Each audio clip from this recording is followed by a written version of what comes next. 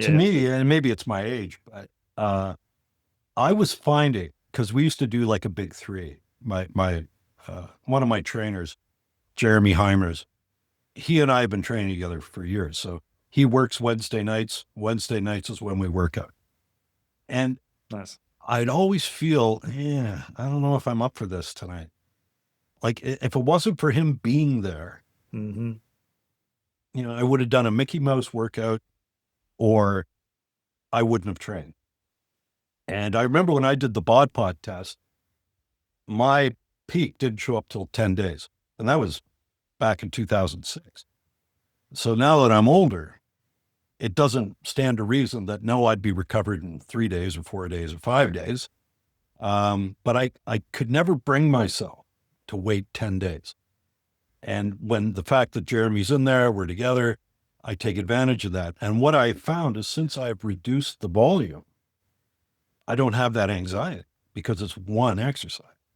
I got nothing coming after it. So I can focus on this and give my 100%. Whereas, for me at least, if I know I've got 7 more exercises, yeah, I'll take it to that's good enough point in order Okay. to get to the other one. So this is what you're doing this right now as well. This one exercise, this one and done kind of. Yeah, yeah, yeah. Yeah. One done. Once a week, one exercise. And how long Yeah. have you been doing it for yourself?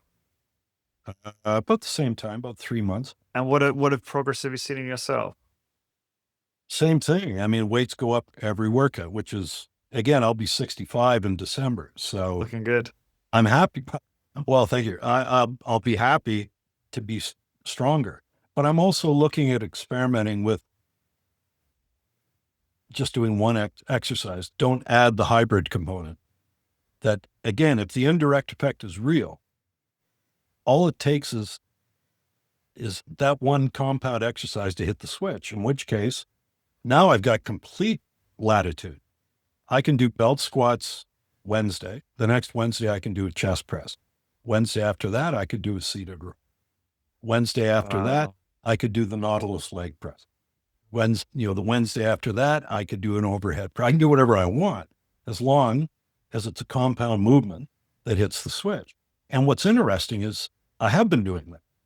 But like, for example, I'll do a belt squat and it will not come up in the rotation again for 6 weeks. Yeah. But when I do the belt squat again, I'm up 20 pounds and I'm up 10 reps. Isn't the concern is that you might be missing out on some other benefits always with lower volume and frequency? That's the pushback from the I just don't, community. I don't know what the benefits are because Higher, I strength go train to ahead. get stronger, right? I'm getting Well, strong. what about like, metabolic benefit, higher I don't know what, caloric burn? if I'm getting stronger, there is some metabolic benefit because it all comes through the metabolic system, right? But it's just lower frequency of that benefit potentially, right? Maybe there what other myokines, other things we are stimulating in those I, sessions. to me personally, and I know you and I have discussed this, I'm just I playing think, devil's advocate. Yeah. no, I think the exercise component it's not as complex as a lot of us like to think it is. It's pretty simple. Why do you lift weights to get stronger? How do you get stronger? Well, your weights go up or your reps go up or both go up. Well, that's happening. Yeah. My pulse rate's through the roof when I finish. So there is a cardiovascular benefit. And I also know that, for example, if you and I are riding a bicycle together and we're on the flat, we can go for an hour or so and converse. That's fine.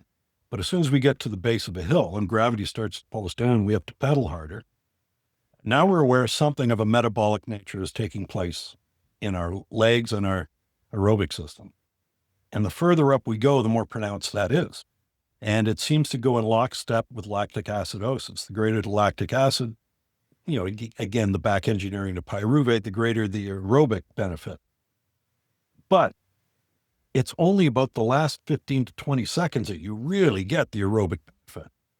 And that's when you go to failure. You can't complete a revolution of the pedal. You get off the bike, you walk it to the summit, you're still huffing and puffing.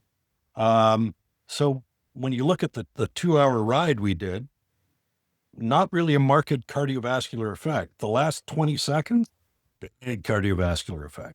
And that ties in with Jabala's research of the 20-second bursts or so. that is present with this from an aerobic or metabolic effect. And I think a lot of people have a psychological dependency upon being in the gym. That's got to be in there tomorrow. It's a point of pride. You're showing your diligence. Um, all everything in the culture says you got to be in the gym. Come on, at least 2 or 3 days a week, right? Like this once a week is nonsense. And to reduce that to one exercise, come on, Yeah. But again, the thing is, Wow. that's just the data that I've had.